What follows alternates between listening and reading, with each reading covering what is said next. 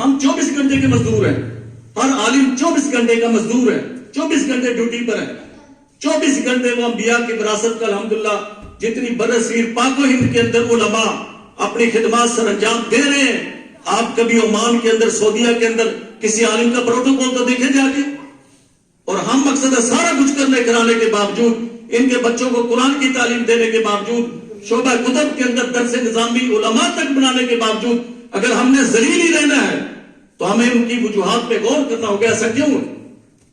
تو اس سے میرے بھائیوں، ایک تو میری یہی درخواست ہے کہ ہم اپنے اندر اتحاد کی فضا کو قائم کریں، ہر آدمی ایک دوسرے کی تکلیف کو اپنی تکلیف سمجھے گے کہ نہیں سمجھے گے؟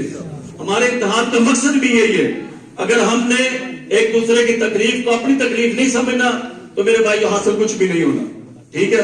اور دوسرا، انشاءاللہ یہ تہیہ کر لیں کہ موت تک کسی لبرل، کسی سیکولر اور کسی جو ہے یہ ٹرانس جینڈر اور ختم نبوت کی مخالفت میں بل پاس کرنے والوں کو موت تک ووٹ نہیں دیں گے۔ ہمارا ووٹ انشاءاللہ دینی جماعتوں کے لیے ہے، ہمارا ووٹ انشاءاللہ جمعیت علماء اسلام کے لیے ہے، ہمارا ووٹ جو ہے انشاءاللہ مولانا فضل الرحمان صاحب کے لیے ہے۔ یہ تہیہ ہے کہ نہیں انشاءاللہ؟ اور ہم اپنے امیدواروں کو، چاہے ہم میدان میں اکیلے کھڑے ہوں، لیکن کم از کم قیامت کے دن انشاءاللہ اللہ کے سامنے ہم ضرور سرخرو ہوں گے کہ ہم نے کسی غلط بندے کو اپنا وکیل نہیں بنایا، کسی غلط بندے کے حق میں ہم نے انشاءاللہ اپنی گواہی ریکارڈ نہیں کروائی۔